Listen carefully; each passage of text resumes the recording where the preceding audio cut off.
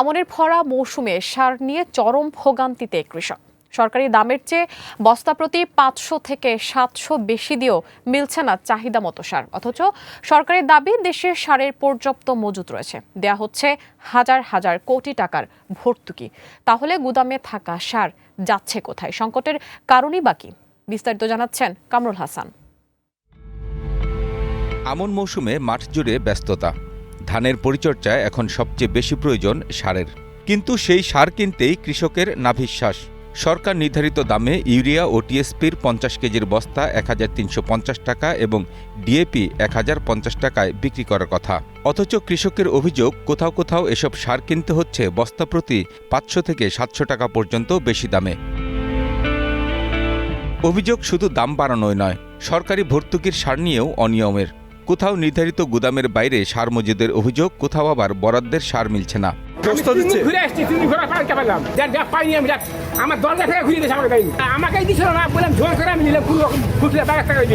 অনিয়ম ঠেকাতে এরই মধ্যে অভিযান চালিয়ে জরিমানা করা হয়েছে কয়েকজন ডিলারকে। অবৈধভাবে মজুদ ও বিক্রির অভিযোগে উদ্ধার করা হয়েছে বিপুল পরিমাণ সার। এমনকি ক্ষুব্ধ কৃষকের গুদাম থেকে সার নিয়ে যাওয়ার ঘটনাও ঘটেছে। তবে সরকারের বক্তব্য ভিন্ন। কৃষি মন্ত্রণালয় বলছে, দেশে সারের প্রকৃত সংকট নেই, বরং চাহিদার তুলনায় পর্যাপ্ত সার সরবরাহ করা হচ্ছে। ইউরিয়ার মজুদ আছে 4.822 lakh metric tonne, TSP 3.69, DAP 3.68, MOP 1.46, মোট 13.65 লক্ষ মেট্রিক টন মজুদ আছে। সরকারি হিসাবে বর্তমানে গুদামে রয়েছে প্রায় 13,65,000 টন সার। পরিস্থিতি সামাল দিতে 2026-27 অর্থবছরে আরও 3,65,000 টন সার কেনার অনুমোদন দেওয়া হয়েছে। এতে ব্যয় হবে প্রায় 2,695 কোটি টাকা। কৃষকের উৎপাদন খরচ কমাতে সরকার বছরে 28,000 কোটি টাকার বেশি ভর্তুকি দিচ্ছে।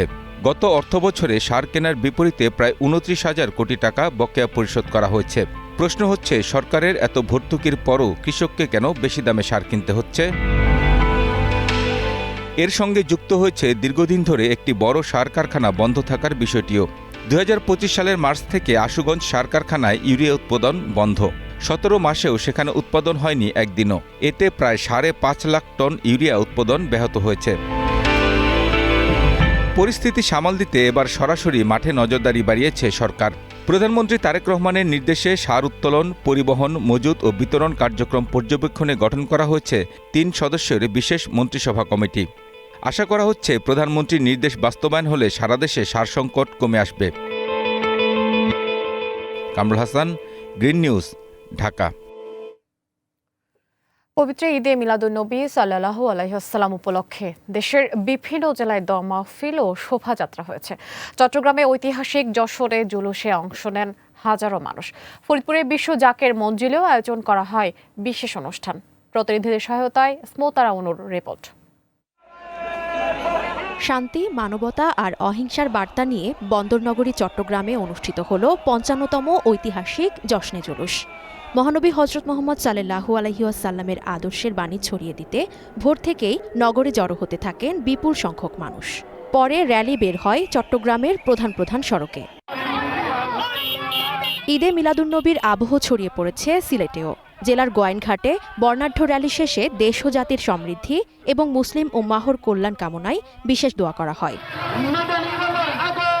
এদিকে আধ্যাত্মিক আবহ ও দুরুদ সালামের ধ্বনিতে মুখরিত ফরিদপুরের সদরপুরের বিশ্ব জাকের মঞ্জিল দরবার শরীফ। দিনরাত ব্যাপী কর্মসূচিতে ফজর ও নফল ইবাদতের পাশাপাশি চলে জিকির ও মিলাদ মাহফিল। বুধবার বাদ ফজর বিশেষ মোনাজাতের মধ্য দিয়ে শেষ হয় এই ধর্মীয় আয়োজন।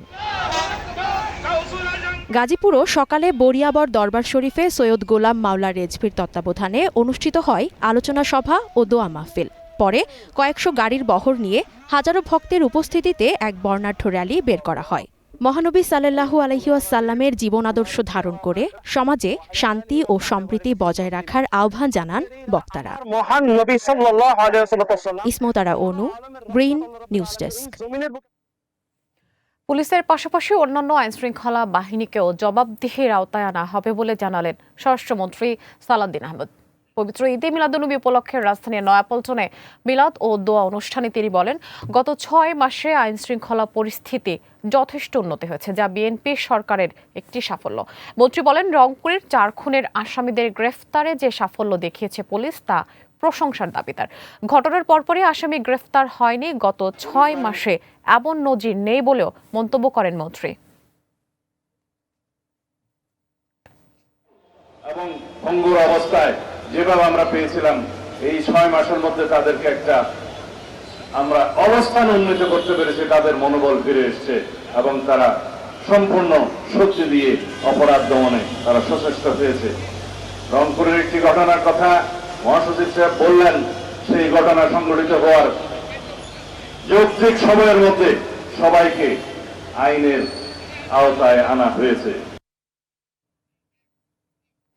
কুড়িগ্রামের ফুরুঙ্গামারীতে ডিলারের গুদাম ভেঙে 200 বস্তা সার নিয়ে লুটের ঘটনায় প্রতিবেদন জমা দিয়েছে তদন্ত কমিটি। তদন্তে ডিলারের বিরুদ্ধে নানা অনিয়ম ও অসঙ্গতির প্রমাণ পেয়েছে 5 সদস্যের কমিটি। প্রতিবেদনে ডিলারশিপ বাতিল সহ একাধিক সুপারিশ করা হয়েছে। কুড়িগ্রাম প্রতিনিধি সোহেল ইমাম রাতিনের প্রতিবেদন আরও জানাচ্ছেন জেরিন জামান। গত 23 আগস্ট ভুরুঙ্গামারীর ধলডাঙ্গা বাজারে শাহ আমানত ট্রেডার্স থেকে কৃষকদের মধ্যে সার বিতরণের কথা ছিল। সারের জন্য সকাল 7টা থেকে বেলা 11টা পর্যন্ত অপেক্ষায় ছিলেন শত শত কৃষক। এক পর্যায়ে অসহিষ্ণু হয়ে ক্ষুব্ধ কৃষকরা গুদামের তালা ভেঙে সার নিয়ে চলে যান। আমরা কৃষক মানুষ, আমরা আবাদ করি, সার পাই না, এই জন্য আমার এলাকার লোক গোডাউন ভাঙিয়া সার সব নিয়ে গেছে। যদি 500 বস্তা ডিও করে, তার এই নয় নেহরে 300 বস্তা। ঘন্টার পর ঘন্টা থাকার পরেও ওরা সার না দেওয়াকালীনে আমরা ব্যক্ত হয়েছি। ঘটনার পর এখন পর্যন্ত 107 বস্তা সার উদ্ধার করা হয়েছে। ডিলারের দাবি, কৃষকদের ওয়ার্ড ভিত্তিক ভাগ করে সার বিতরণ করা হলে এমন পরিস্থিতির সৃষ্টি হতো না। ওই ওয়ার্ড ভাগ করে যদি সারটা দিতাম, তাহলে হয়তো বা এটা হতো না। 7 বস্তা সার আমরা অলরেডি ফেরত পেয়েছি, আরও পাবো আশা করি ইনশাল্লাহ। ঘটনা তদন্ত করেন জেলা প্রশাসনের ভূমি শাখার সহকারী কমিশনার আমিনুল হক তারেকের নেতৃত্বে 5 সদস্যের কমিটি। তদন্তে ডিলারের বিরুদ্ধে সার বিতরণে অনিয়ম সহ একাধিক অসঙ্গতি ধরা পড়ে।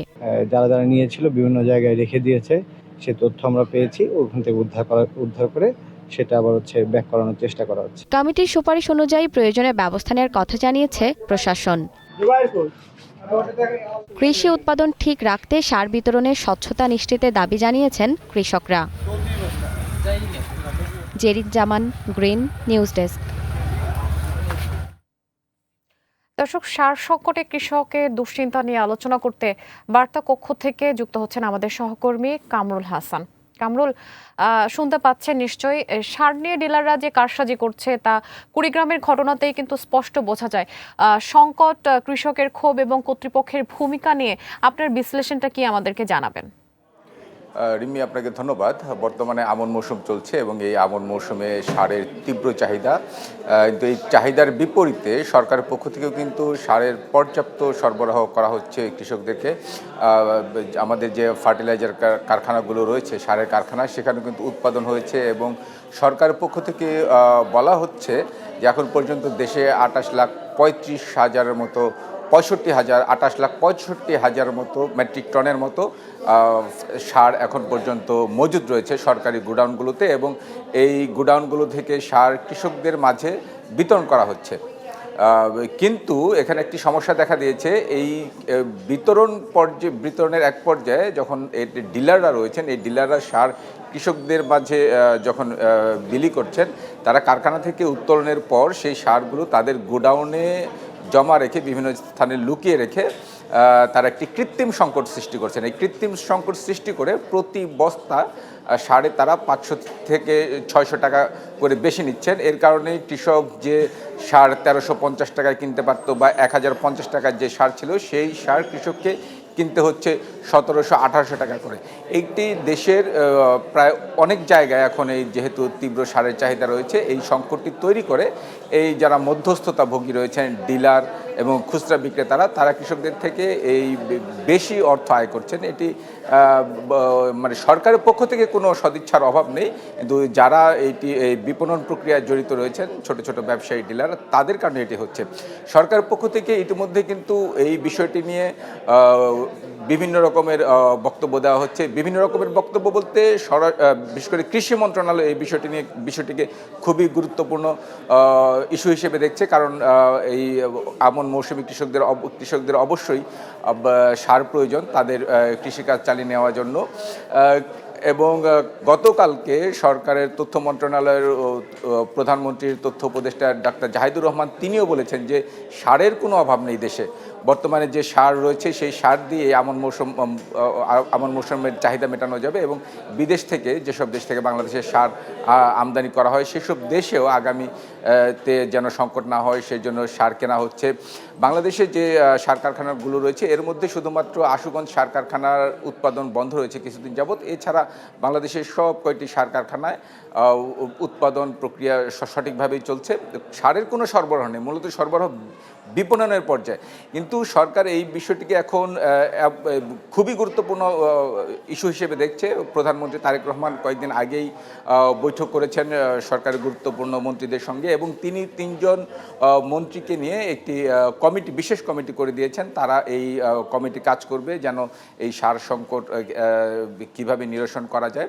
আরেকটি বিষয়, সরকার পক্ষ থেকে কিন্তু ইতিমধ্যে যে সরকারের স্থানীয় পর্যায়ে প্রশাসন রয়েছেন, বিশেষ করে জেলা প্রশাসক এবং উপজেলা নির্বাহী কর্মকর্তা, তাদের কাছে ইতিমধ্যে বার্তা পাঠিয়ে দেওয়া হয়েছে যারা এই সার সংকট তৈরি করছেন, যেসব ডিলার তাদেরকে তাদের গোডাউনে যে পরীক্ষা করা এবং তারা যদি কোনো এই সার জালিয়াতির সঙ্গে বা সার মজুদের সঙ্গে জড়িত থাকেন তাদের বিরুদ্ধে ব্যবস্থা নেওয়া। এবং ইতিমধ্যে আমরা দেখেছি যে কুড়িগ্রামের মতো দেশের বিভিন্ন জায়গায় যারা সার মজুত করেছেন তাদের গোডাউনে অভিযান পরিচালনা করে স্থানীয় প্রশাসন এই সারগুলো জব্দ করছে। অনেক জায়গায় দেখেছি আমরা যারা এই জালিয়াতির সঙ্গে জড়িত তাদেরকে জরিমানা করা হয়েছে।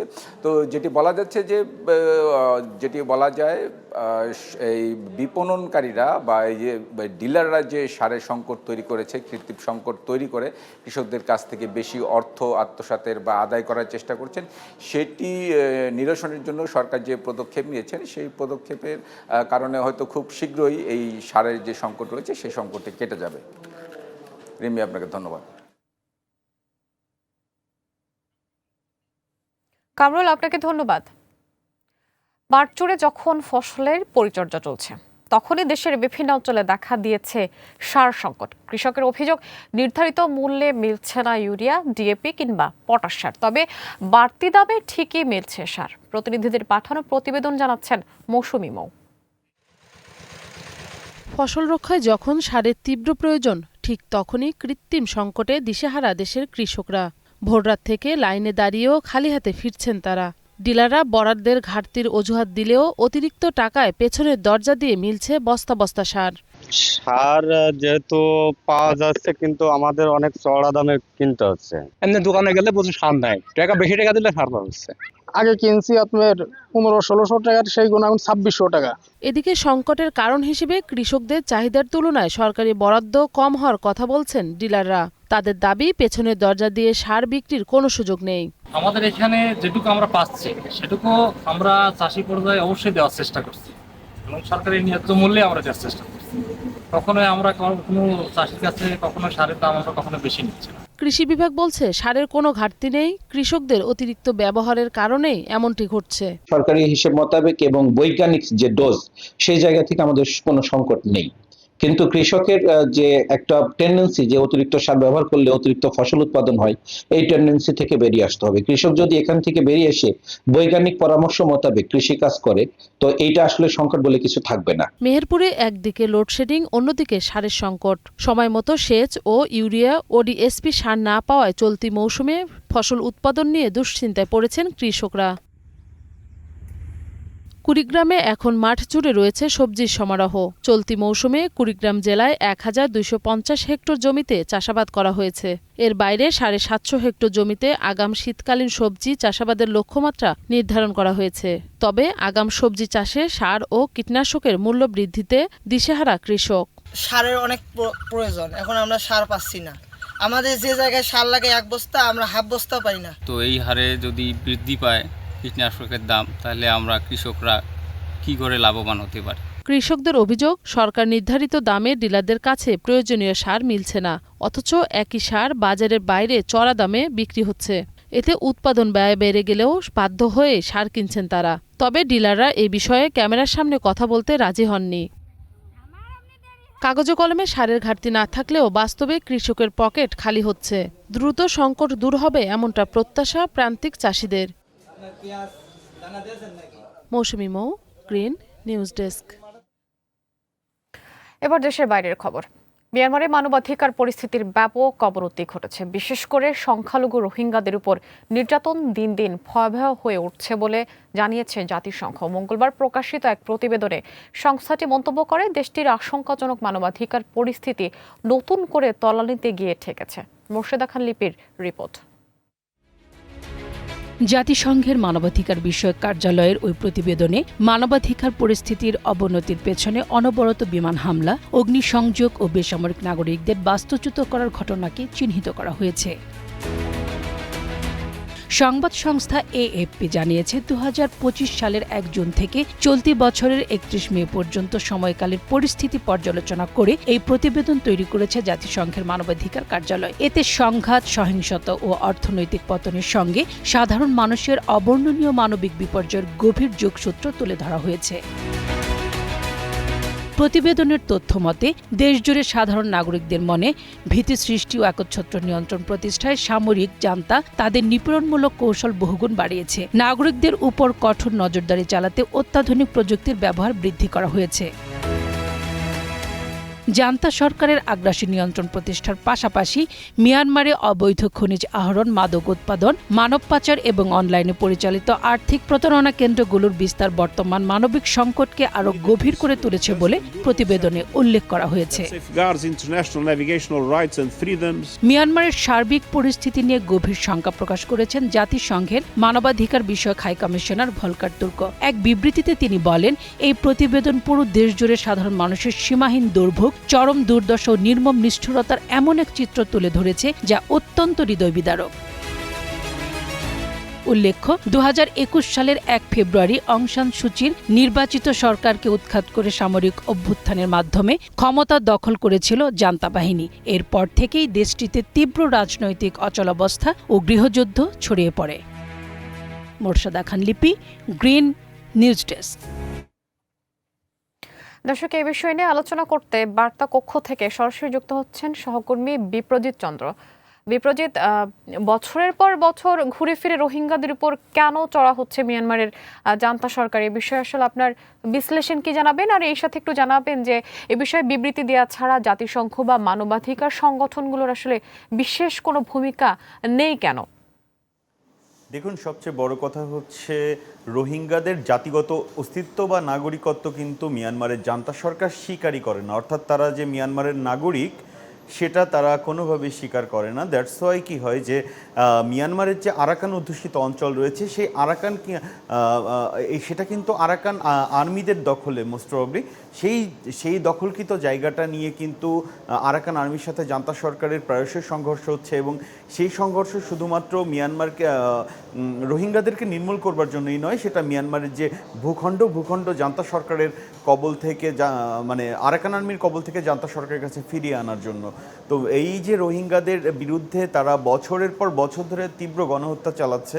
আমরা দেখেছি 2017 সালে যে গণহত্যা চালানো হয়েছিল রোহিঙ্গাদের উপর, সেইখান থেকে কিন্তু প্রাণের ভয়ে ভীত হয়ে অসংখ্য রোহিঙ্গা বাংলাদেশে এসে আশ্রয় নেয়, ওপারে তারা থাইল্যান্ডে গিয়ে আশ্রয় নেয়। অর্থাৎ তখন থেকে, অর্থাৎ 2017 সাল থেকেই বাংলাদেশে কিন্তু প্রায় 10 লাখের কাছাকাছি রোহিঙ্গা এখনও তারা বসবাস করছে এবং এদের মধ্যে মাত্র 3 লাখ রোহিঙ্গাকে মিয়ানমার সরকার তাদের নাগরিক বলে স্বীকৃতি দিয়েছে। তো সব কিছু মিলিয়ে রোহিঙ্গা পরিস্থিতি দিন দিন জটিল আকার ধারণ করছে। আর আরেকটি বিষয়, জাতিসংঘ, অ্যামনেস্টি ইন্টারন্যাশনাল সহ যে আন্তর্জাতিক মানবাধিকার সংগঠনগুলো আছে তারা কেন এই বিষয়ে কিছু বলছে না? দেখুন, জাতিসংঘ কিংবা অ্যামনেস্টি ইন্টারন্যাশনালের মতো যারা মানবাধিকার সংস্থা রয়েছে তাদের কাজ কিন্তু তথ্য সংগ্রহ করা, প্রমাণ সংগ্রহ করা এবং ভবিষ্যৎ বিচারের একটা শক্ত ভিত গড়ে দেয়া, সেই জায়গা থেকেই এই কাজটি তারা করতে পারে। এবং দ্বিতীয়ত আসে মিয়ানমারে সরাসরি সামরিক পদক্ষেপ নেওয়ার বিষয়টি, যেটি জাতিসংঘের নিরাপত্তা পরিষদ দেখভাল করে। এখন জাতিসংঘের নিরাপত্তা পরিষদের অধীনে যদি কোনো সিদ্ধান্ত নিতে হয় তাহলে নিরাপত্তা পরিষদের সদস্য যে দেশগুলো রয়েছে তাদের সম্মতিতে নিতে হয়, এবং সেই নিরাপত্তা সদস্যের দেশগুলোর মধ্যে কিন্তু চীন এবং রাশিয়ার মতো দেশগুলো রয়েছে যাদের সঙ্গে মিয়ানমারের খুব স্ট্রং দ্বিপাক্ষিক কানেকশন রয়েছে, অর্থাৎ মিয়ানমারকে দিয়ে তাদের পারপাস সার্ভ হচ্ছে।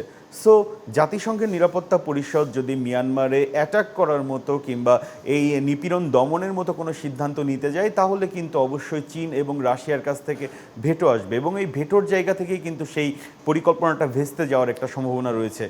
যে কারণে জাতিসংঘ এখন পর্যন্ত শুধুমাত্র তথ্য প্রমাণ সংগ্রহ করা এবং ভবিষ্যৎ বিচারের জন্য একটি শক্ত ভিত তৈরি করার মধ্যেই তাদের কার্যক্রম সীমাবদ্ধ রেখেছে। এর বাইরে আমরা তেমন কোনো কার্যক্রম দেখতে পাচ্ছি না। তবে হচ্ছে গত বছরের পর বছর ধরে বা বলতে গেলে এক দশকেরও বেশি সময় ধরে রোহিঙ্গাদের উপর যা মিয়ানমারের জান্তা সরকার এবং আরাকান আর্মির যে নির্যাতন চলছে তার বিরুদ্ধে কিন্তু সবসময় সোচ্চার ভূমিকা পালন করেছে মানবাধিকার সংগঠনগুলো, অর্থাৎ প্রতিটা ঘটনার পরই আমরা তাদের কাছ থেকে বিবৃতি কিন্তু দেখেছি। তবে শুধু বিবৃতি যথেষ্ট নয়, মিয়ানমারের রোহিঙ্গাদের জন্য একটি কার্যকর পদক্ষেপ বা এই সংকট নিরসনে একটি কার্যকর পদক্ষেপ সামনের দিনগুলোতে দেখা যেতে পারে যদি কিনা জাতিসংঘ তার নিরাপত্তা পরিষদের মাধ্যমে একটি কার্যকর পদক্ষেপ নিতে পারে, এমনটাই মনে করছেন আন্তর্জাতিক সম্পর্ক বিশ্লেষকরা। বিপ্রজিৎ, আপনাকে অনেক ধন্যবাদ। রক্ষণাবেক্ষণের অভাবে টাঙ্গাইল শহরে স্থাপিত কোটি টাকার সিসি ক্যামেরার বেশিরভাগই এখন অচল। সঠিক নজরদারি না থাকায় শহরে বাড়ছে চুরি, ছিনতাই, মাদক সহ নানা অপরাধ। জেলা প্রশাসন বলছে নতুন করে আধুনিক সিসি ক্যামেরা স্থাপনের উদ্যোগ নেওয়া হবে। টাঙ্গাইল প্রতিনিধি মাসুদ কাউসারের প্রতিবেদন জানাচ্ছেন মৌসুমী মৌ। টাঙ্গাইল শহরের গুরুত্বপূর্ণ মোড় ও জনবহুল এলাকায় অপরাধ নিয়ন্ত্রণে 2016 সালে 35টি সিসি ক্যামেরা স্থাপন করা হয়, কিন্তু রক্ষণাবেক্ষণের অভাবে বর্তমানে সবগুলোই অচল। 2025 সালে জেলা পুলিশের পক্ষ থেকে 10টি সিসি ক্যামেরা স্থাপন করা হলে তার মধ্যে 7টি সচল থাকলেও বাকিগুলো অকেজো। শহরের নিরালা মোড়, শান্তিকুঞ্জ মোড়, পুরাতন bus stand, baby stand, DC lake ও নিষিদ্ধপল্লী সবচেয়ে বেশি ঝুঁকিপূর্ণ হয়। এসব এলাকায় সিসি ক্যামেরা স্থাপন করা জরুরি। পর্যাপ্ত পরিমাণে সিসি ক্যামেরা থাকা উচিত, কারণ এটা নিরাপত্তার জন্য বিশেষ প্রয়োজন। আগেও সিসি ক্যামেরা আসলো, এখনো 2-1টা সিসি ক্যামেরা আছে। এমনকি সিসি ক্যামেরা আরো কয়েকটা থাকলে পরে সব থেকে বেশি ভালো হতো। 4-5 লক্ষ মানুষ এই রাস্তাতে আপ ডাউন করে, এগুলো সবারই উপকার হবো। বর্তমানে অধিকাংশ ক্যামেরা নষ্ট হয়, কিশোর গ্যাং ও মাদকের আড্ডা সহ বাড়ছে নানা অপরাধ। 15-20 জন করে কিশোর গ্যাংয়ের ছেলেবেলেরা এখানে এসে চিনি না জানি না অনেকে এখানে আড্ডা মারে। এটা ধরতে গেলে এটা একটা মাদকের একটা বিশাল একটা পয়েন্ট। অনেক সময় হিরোইন ছিরা অনেক কিছু নেওয়া জায়গা, এত ওইটার লেগেও হেল্প হবো সিসি ক্যামেরা থাকলে। কার্যকর সরকার করে তাহলে সাধারণ জনগণের জন্য ভালো। জেলা প্রশাসন জানিয়েছে নগর নিরাপত্তা জোরদারে নতুন করে সিসি ক্যামেরা স্থাপনের পরিকল্পনা গ্রহণ করা হয়েছে। বিভিন্ন কারণে এই সিসি ক্যামেরাগুলো নষ্ট হয়েছে। আমরা পৌরসভা থেকে জেলা প্রশাসক টাঙ্গাইল মহোদয়ের সার্বিক নির্দেশনায় এগুলো আবার পুনরায় লাগানোর উদ্যোগ গ্রহণ করেছি। নতুন করে সিসি ক্যামেরা স্থাপন করলে চুরি, ছিনতাই, ডাকাতি সহ সব ধরনের অপরাধ প্রবণতা কমবে বলে জানান পুলিশের এই কর্মকর্তা। সিসি ক্যামেরাগুলো লাগানোর উদ্যোগ নেওয়া হচ্ছে, তো যদি লাগানো হয় তাহলে আমরা যেমন উপকৃত হব, একই সাথে জনগণ অনেক বেশি উপকৃত হবে। কারণ ব্যস্ততম জায়গাগুলোতে দিনের বেলাতে হোক বা রাতের বেলাতে হোক বিভিন্ন রকম দুর্ঘটনা ঘটে। শহরের নিরাপত্তা জোরদারে অচল সিসি ক্যামেরা সংস্কার ও নতুন সিসি ক্যামেরা স্থাপনে উদ্যোগ নেবে প্রশাসন, দাবি পৌরবাসীর। মৌসুমী মৌ, গ্রিন নিউজ ডেস্ক। নেত্রকোনার কলবাকান্দায় মহিষাসুরা হাওরে মাছ ধরতে গিয়ে বজ্রাঘাতে এক জেলে নিহত ও 3 জন আহত হয়েছেন। ভোররাতে উপজেলার মহিষাসুরা হাওরে এই ঘটনা ঘটে। নিহত রতন দাস কলমাকান্দা সদর ইউনিয়নের নয়াপাড়া গ্রামের নিরঞ্জন দাসের ছেলে। আহতরা একই গ্রামের বাসিন্দা। কলমাকান্দা থানা ভারপ্রাপ্ত কর্মকর্তা মোস্তাফিজুর রহমান জানান, এই ঘটনায় একটি অপমৃত্যু মামলা হয়েছে।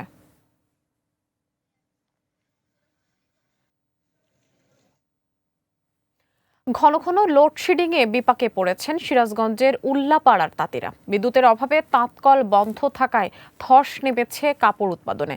এতে সময়মতো পণ্য সরবরাহ করতে না পারায় বাড়ছে লোকসান। উল্লাপাড়া প্রতিনিধি আরিফুল ইসলামের প্রতিবেদন, জানাচ্ছেন বিপ্রজিৎ চন্দ্র। তাঁতকলের খটখট শব্দে মুখর সিরাজগঞ্জের উল্লাপাড়ায় এখন ভুতুরে নিস্তব্ধতা। বিদ্যুৎ না থাকায় দিনের বেশিরভাগ সময়ই স্থবির পড়ে থাকে কলের চাকা। শ্রমিকরাও বসে থাকেন অলস। কখনো কখনো ঘন্টার পর ঘন্টা বিদ্যুৎ থাকছে না, আবার বিদ্যুৎ এলেও ভোল্টেজ ওঠানামার কারণে স্বাভাবিকভাবে চালানো যাচ্ছে না তাঁতকল। লোডশেডিং এর কারণে আমার উৎপাদন অতিরিক্ত কমই ভাই, 0.5% উৎপাদন হচ্ছে আমাদের। 5 থেকে 6 ঘন্টা কারেন্ট থাকে না, আর বাদ বাকি হয় 5-6 ঘন্টা হয়তো আমরা কাজ করি। আমাদের অর্ধেক কাজ হয় আর অর্ধেক কাজ হয় না। আগে মনে হইতাম সপ্তাহে 6 দিনে 30 পিস 28 পিস, আর এখন হয় হলো 15-16 এরকম। উৎপাদন কমে যাওয়ায় শ্রমিকরাও অর্থনৈতিক অভিঘাতের শিকার হয়েছেন। ছেলে পেলে লেভেলও কাজ করে 500 টাকা হইতে এখন 200 টাকাও হয় না, তার জন্য ছেলে পেলে কষ্টে চলা হয়। সকালে কারেন্ট গেছে, পরে 3 ঘন্টা পরে কারেন্ট আসলো। তাহলে এইভাবে যদি কারেন্ট না থাকে তাহলে আমরা কাজ করবো কিভাবে? কারেন্ট থাকলে আমরা দিন 400 টাকা কাজ করি, সেখানে এখন 200 টাকা কাজ হচ্ছে। আমরা কিভাবে চলি বলেন? বিদ্যুৎ সংকটে অনেক কারখানা বন্ধ হয়ে যাওয়ার শঙ্কাই রয়েছে বলে জানিয়েছেন তাঁত বোর্ডের সভাপতি। এই অঞ্চলটা তাঁতবহুল এলাকা, এখানে প্রায় লক্ষাধিক মানুষ এই পেশার সাথে জড়িত। বিদ্যুৎ ঘন ঘন বিদ্যুৎ না থাকার কারণে এখানে শ্রমিকদের যেমন সমস্যা হইতেছে, মালিকদের তেমন উৎপাদন কমে যাচ্ছে। এমনিতেই বাজারের অবস্থা, বেচা বিক্রি ভালো না। এমতো অবস্থায় চলতে থাকলে অনেক ফ্যাক্টরিগুলো অচিরেই বন্ধ হয়ে যায়। ঐতিহ্যবাহী তাঁত শিল্প টিকিয়ে রাখতে নিরবিচ্ছিন্ন বিদ্যুৎ সরবরাহ নিশ্চিত করার দাবি জানিয়েছেন ব্যবসায়ী কারিগররা। বিপ্রজিৎ চন্দ্র, গ্রিন নিউজ ডেস্ক। মেঘনার ভাঙনে নদী গর্ভে বিলীন হচ্ছে নরসিংদীর রায়পুরার বসতবাড়ি, মসজিদ, ফসলি জমি সহ বহু অবকাঠামো। ভাঙন ঠেকাতে জিও ব্যাগ ফেলা হলেও কাজে না আসায় টেকসই বাঁধ নির্মাণের দাবি ভুক্তভোগীদের। সবচেয়ে স্থায়ী বেড়িবাঁধ নির্মাণের আশ্বাস দিয়েছেন নরসিংদীর পানি উন্নয়ন বোর্ড। রায়পুরার প্রতিনিধি মেহেদী হাসান রিপনের প্রতিবেদন, জানাচ্ছেন সুরাইয়া অনু। রায়পুরের চরসুবুদ্ধি ইউনিয়নের মহেশবের গ্রাম ও এর আশেপাশের এলাকায় তীব্র আকার ধারণ করেছে মেঘনা নদীর ভাঙন। 3 দশক ধরে ভাঙনের কবলে প্রতিদিনই নদীগর্ভে বিলীন হচ্ছে বসতভিটা, মসজিদ ও ফসলি জমি। বাড়িঘর হারিয়ে কেউ আশ্রয় নিয়েছেন আত্মীয় স্বজনের বাড়িতে, কেউ স্থায়ী ঘর তুলে কোনোভাবে বেঁচে থাকার চেষ্টা করছেন। স্থানীয়দের অভিযোগ, নদীর তীর রক্ষায় নিম্নমানের কাজ, যথাযথ তদারকির অভাবে তীব্র হচ্ছে ভাঙন। আমার মতো এরকম 100 পরিবার এই শুধু নদী ভাঙনের কারণে ওই জায়গা ছাড়তে হয়েছে। 1 লাইটে 7 ঘর নিজে আমরা মানুষও পাইছি না, মানুষ নাই, মুনিশ নেই, কারা কারা ধরে রাত্রে বিলে আমরা বাড়িঘর সব ভাঙে নিছে, আমরা তো বাড়িঘর তো ডক করে দিন। বারবার জিও ব্যাগ ফেললেও কাজে না আসায় স্থায়ীভাবে বেড়িবাঁধ নির্মাণের দাবি ভুক্তভোগীদের। আমাদের যে বেড়িবাঁধটা এটা অতি দ্রুত আমাদের করে দেওয়া হোক। আমরা আশা করব এই সংযোগ সড়কটি এবং বেড়িবাঁধটি অতি দ্রুত যেন মাননীয় প্রধানমন্ত্রী তারেক রহমান অনুমোদন দেন। ভাঙন ঠেকাতে স্থায়ী বেড়িবাঁধ নির্মাণের আশ্বাস দিয়েছেন নরসিংদী পানি উন্নয়ন বোর্ডের নির্বাহী প্রকৌশলী। স্থায়ী বেড়িবাঁধ এখানে, ওটা আপনি হয়তো জানেন, এখানে কিন্তু স্থায়ী আমার প্রজেক্ট একটা আছে, ওটা কোর্টে বিভিন্ন মামলা টামলার কারণে আমরা কাজটা করতে পারতেছি না। মামলার ব্যাপারটা ফয়সালা হলেই এটা কাজ করা যাবে। মেঘনার ভাঙন রোধে দ্রুত কার্যকরী পদক্ষেপের দাবি নদী ভাঙন কবলিত মানুষের। সুরাইয়া অনু, গ্রিন নিউজ ডেস্ক।